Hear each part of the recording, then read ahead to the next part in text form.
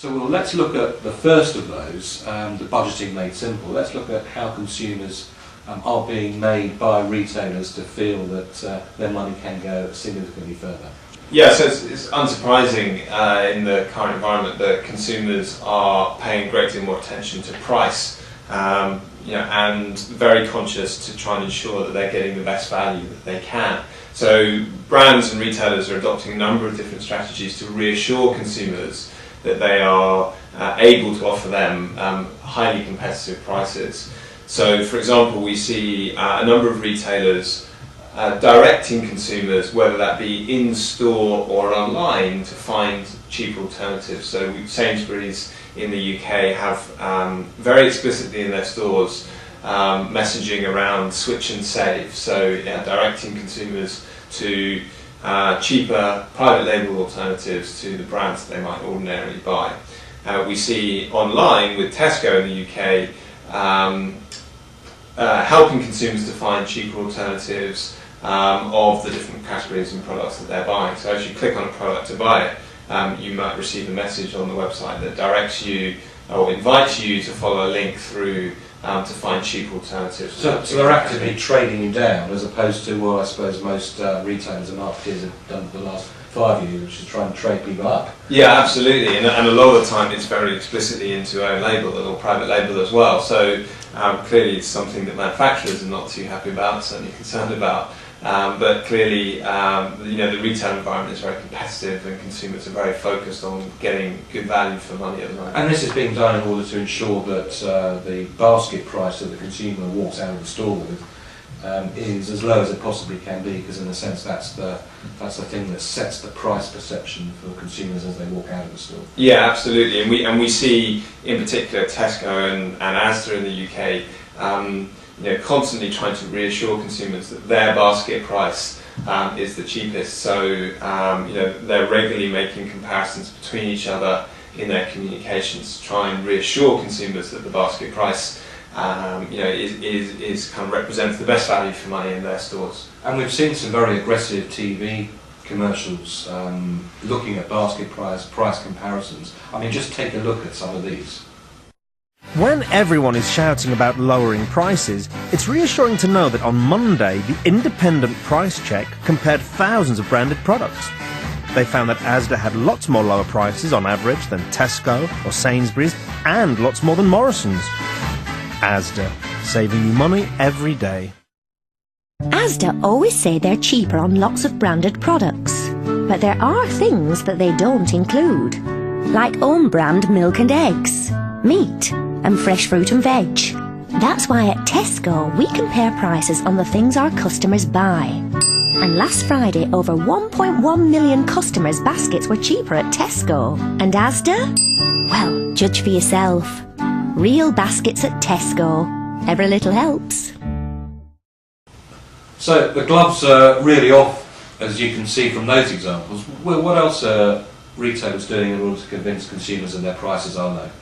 Yeah, I think one of the really interesting things that we've seen, particularly in Europe and also to an extent in the US, is the use of rounded price points to make it easier for consumers to calculate their budget and to understand what it is that they're spending. So, whether it be £1 or €1 or $1, we're seeing a lot of products, rounded to the nearest unit, to make it easier for people to kind of make those calculations. And that really does make a huge impact when you go in the store, doesn't it? You go in the store and you go down that central power aisle and you see those huge, great big prices without any 0.99s to them.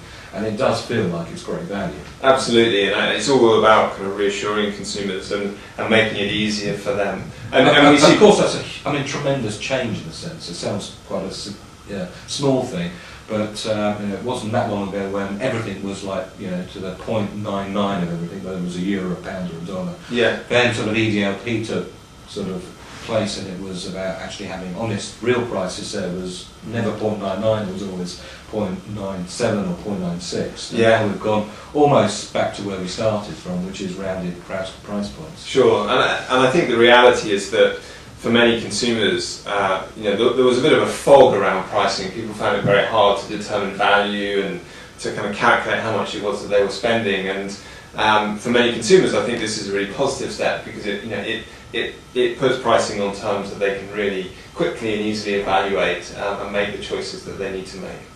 We're also seeing ways in which retailers are trying to reframe the value, to really put in front of the consumer that what their product they're offering, or a combination of things, are unbelievably good value, and there's some really good examples of those. Yeah, absolutely. One of the ones that I think is really interesting is Sainsbury's in the UK have run a very successful campaign around the idea of feeding your family for a fiver.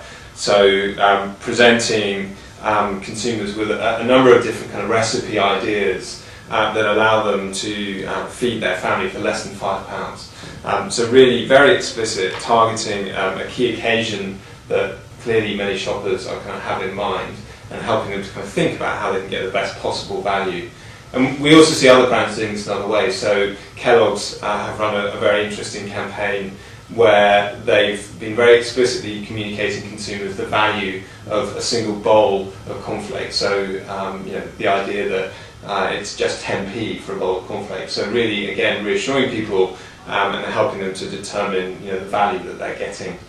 In the US, we've seen something similar with Kraft, who have created a kind of mini website called entitled kind of Why Snackrifice. And on that website, they are presenting consumers lots of different ways in which they can combine Kraft products to create a snack that costs no more than $1. So whether that be a portion of Wheat Thins crackers and a Crystal Light drink, or whether it be some crackers and a portion of Kraft cheese, all pointing out to consumers that they can put together these different combinations for around about $1. And I suppose it comes back to that point you talked about earlier, which is it's about sanity. Some of those stack items are your sort of sanity sort of areas, and if you can try to convince consumers that it's not as expensive as or as indulgent as they otherwise might think it would be, that's a strategy to continue to get sales out. Absolutely, and maybe a good example of that is another one is Campbell's Soup in the US, who have been promoting their soup range as being the original dollar menu,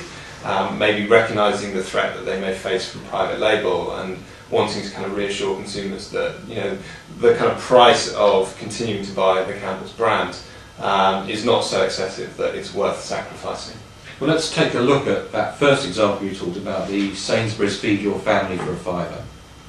I bet you can feed your family for a fiver at Sainsbury's. All four of us? Yeah, come on. Onion, garlic. Lovely. Sainsbury's mince. Beautiful.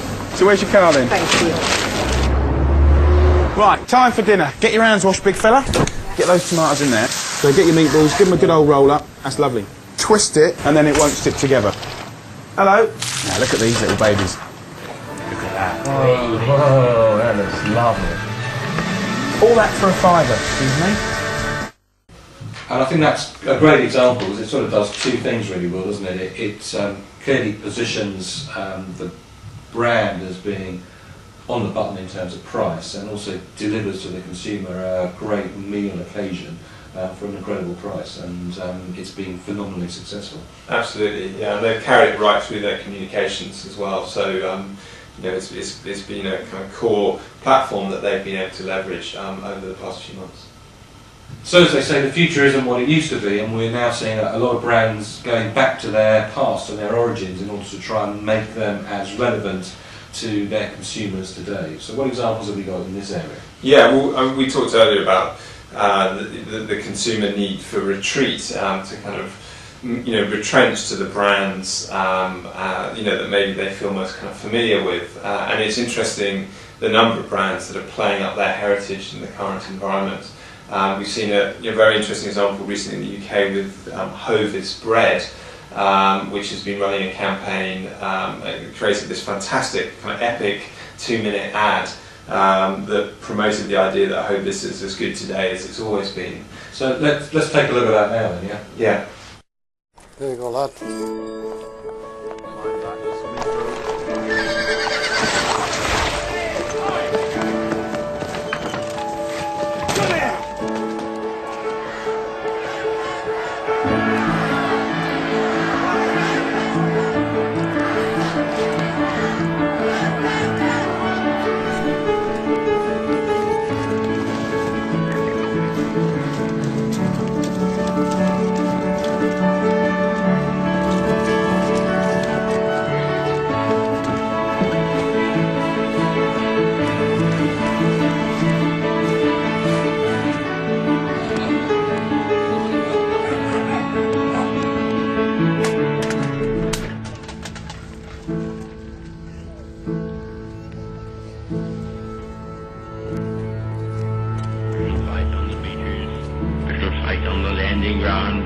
We shall fight in the fields and in the streets. We shall never surrender.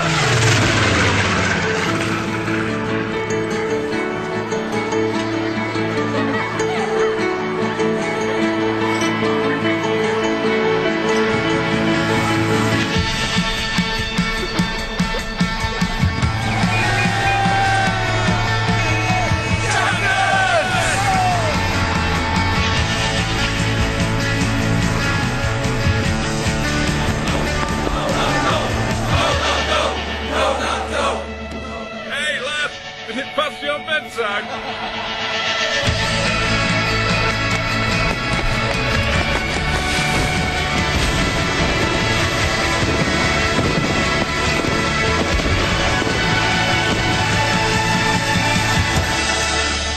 Is that you all, love? Yeah.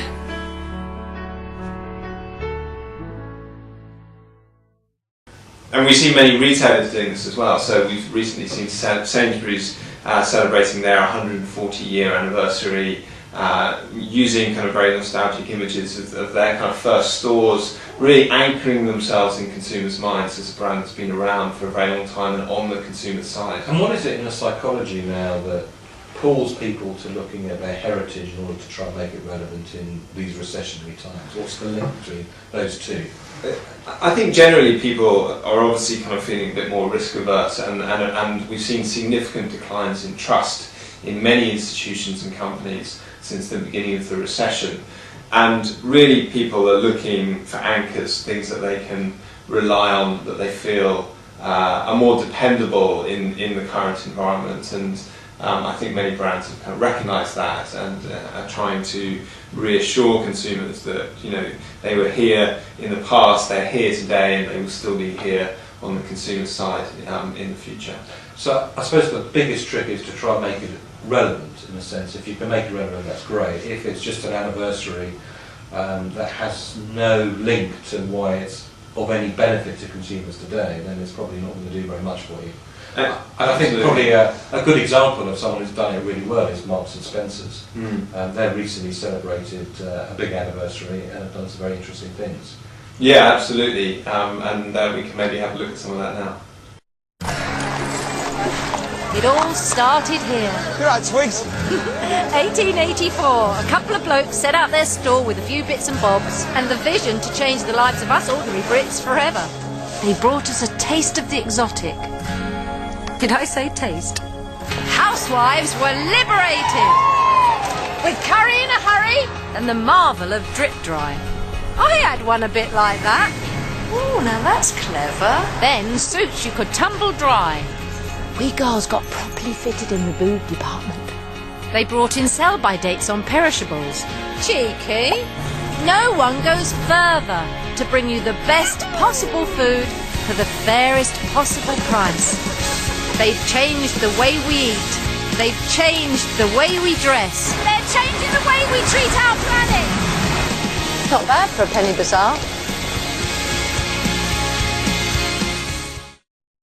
So a real trawl back into the history of Marks and Spencer, but I think what's interesting about that is that they're also reminding the consumers of the innovations that they were first to bring to the market, which probably consumers of today have long forgotten about, and trying to make that relevant, as well as pulling from some of those styles of the past and reinventing them and creating new ranges around all of that as well. So probably a much more holistic look at nostalgia to make that relevant, and I think if you can do that within the fabric of what you've got in your business and the archives you've got in the way in which you can make it more relevant to today, that's obviously a very good example of how it can work.